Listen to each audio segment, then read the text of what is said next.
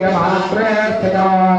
आशापूर्वसहस्रं भगफलो नैवेद्यमावेदये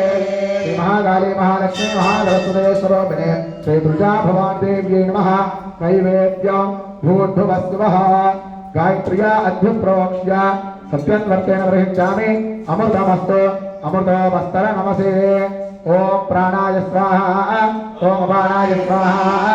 ओम ज्ञानाय स्वाहा ओम दानाय स्वाहा ओम समानाय स्वाहा अमृतमेदं समर्पयामि मध्ये मध्ये उदकपानीयं समर्पयामि उत्तराभूषणं समर्पयामि